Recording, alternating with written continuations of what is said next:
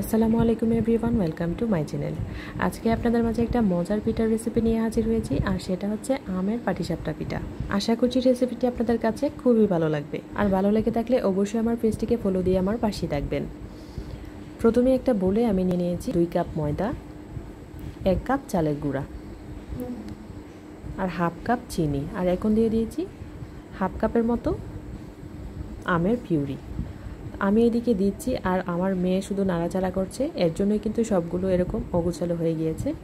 এখন এর মধ্যে আমি 1 কাপ দুধ দিয়েছি আর 1 কাপ পানি দিয়েছি।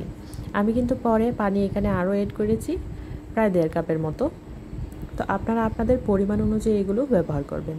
তো আমার ব্যাটারটা তৈরি করে নেওয়া হয়ে গিয়েছে। পাটিসাপটা পিঠা তো আপনারা সবাই মোটামুটি পারেন, তো ব্যাটারটা কীরকম হবে সেটা তো আপনারা বুঝতেই পারছেন।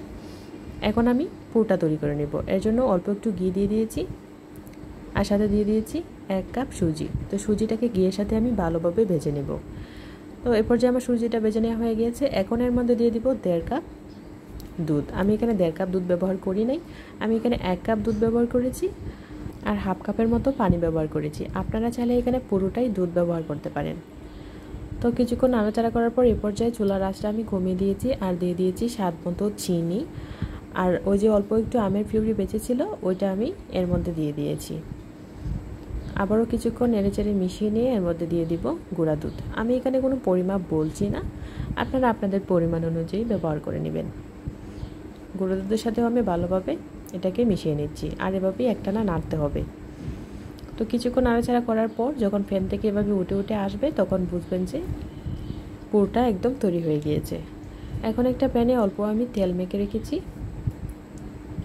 আর অল্প একটু ব্যাটার দিয়ে এভাবেই হাতের সাহায্যে একটা রুটির মতো করে নিয়েছি। এটা যখন এরকম হয়ে যাবে, স্বচ্ছ হয়ে যাবে রুটিটা, তখন আমি পুরটা এর মধ্যে দিয়ে দিব, আর পাটিসাপটা রোল করে নেব।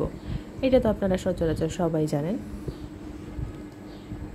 তো যাদের কাছে ফ্রাই প্যান আছে, মানে এরকম কোনো হাঁড়ি আছে কিংবা কড়াই আছে যেগুলাতে পিঠা লেগে যায় না, সেই হাঁড়ি বা কড়াইয়ে আপনারা এই পিঠাটা চেষ্টা করবেন। অন্যান্য পাতিল কিংবা হাঁড়িতে কড়াইয়ে এগুলো করতে গেলে কিন্তু অনেক সময় যে পিঠা উঠতে চায় না, তারপরে কিন্তু দেখা যায় যে পুরা পিঠার ব্যাটারটাই কিন্তু নষ্ট হয়ে যায়।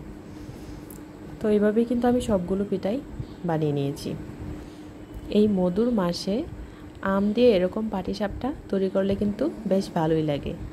তো আশা করছি রেসিপিটি আপনাদের কাছে ভালো লেগেছে, আর ভালো লেগে থাকলে অবশ্যই একবার হলে বাসায় ট্রাই করবেন। আর আপনাদের পিঠাটা কীরকম হয়েছে ওইটা আমাকে কমেন্টসে জানিয়ে দিবেন। আল্লাহ হাফেজ।